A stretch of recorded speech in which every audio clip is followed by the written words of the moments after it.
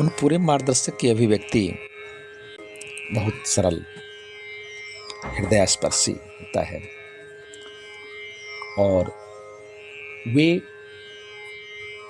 विद्वान होते हैं। विद्वान का मतलब ये नहीं है कि उनके पास बहुत सारे प्रमाण पत्र हों, और यह भी मतलब नहीं है कि वे कोई भी प्रमाण पत्र ना हो। प्रमाण पत्र होना, शिक्षित होना अलग चीज़ है, विद्यावान होना अलग है। और हनुमान चालीसा में है कि विद्यावान गुणी अति चातुर।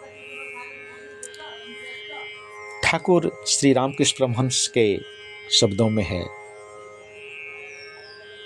कि विद्या वो है जो सिर्फ ईश्वर की तरफ जाती है, आपको ईश्वर की तरफ ले जाती है, और ईश्वर सर्वव्यापक है। ऐसा सर्वव्यापक है जो नहीं कहीं से आता है ना कहीं जाता। जो सर्वव्यापक है वो आएगा कहाँ से और जाएगा कहाँ।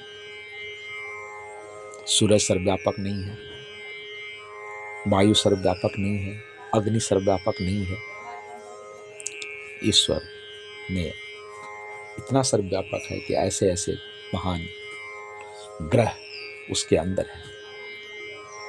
तो उस ईश्वर में जो सर्वव्यापक है, उस तक जो ले जाता है, उस रहस्य को जो खोल देता है, वो साधु है, वो विद्वान है। साधु की बाहरी कोई पहचान नहीं है। और कहा भी समय पे कि भेष देख मत भूलिए, बल्कि स्वामी जी ने यहाँ तक कहा है कि बच्चे अपनी माँ को पहचानता है कपड़ों से नहीं, अनुभव से। अब संसार में, व्यवहारिक जीवन में हम हर किसी को उनके वस्त्रों से नहीं पहचानते, चाहे डॉक्टर हो, कोई भी हो, ऑटो चालक हो, मकान बनाने वाले मिस्त्रीगण हो, कारीगर हो, उनको हम कपड़ों से नहीं उनके कार्यों से पहचानते हैं। लेकिन यहाँ पे हम बड़ी मूर्खता करते हैं आध्यात्मिक क्षेत्र में, ज्ञान के क्षेत्र में, कि हम उनको कपड़ों से पहचानने की कोशिश करते हैं या कपड़े वाले दिमाग में रखते हैं। तो निस्संदेह, और यहाँ तो बहुत सुंदर बात है कि भाई कहा है कि जगत में संत परम हितकारी, प्रभु पद प्रगट करावत प्रीति, भरम मिटावत भारी। सारे भ्रांतियों का नाश।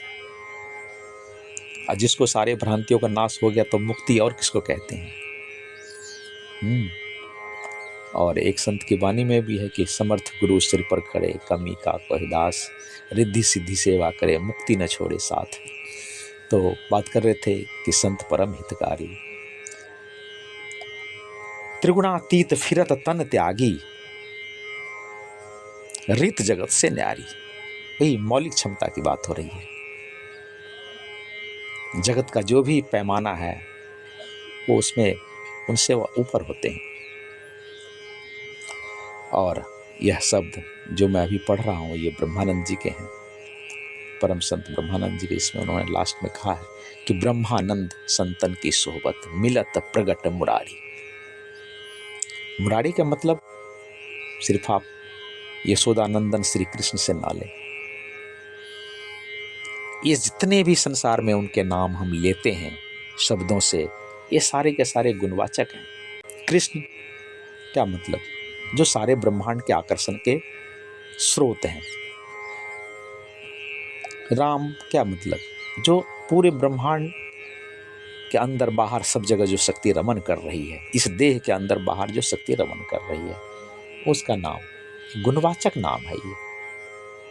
ऐसे ही जितने भी नाम हैं, मुरारी, बंशीधर, मुरलीधर, ये उस परिस्थिति का नाम है। अब डॉक्टर कोई नाम नहीं है, वो उनके गुण के नाम है। संगीतज्ञ कोई नाम नहीं है, वो उनके कार्यों के अनुरूप ये नाम बोला जाता है, ये शब्द बोले जाते हैं। पर नाम तो अनुभवगम्य है। तो लगभग मैं अपनी बात कह सका। तो बहुत बहुत धन्यवाद, सभी के मंगल कामना के साथ बहुत बहुत साधुवाद।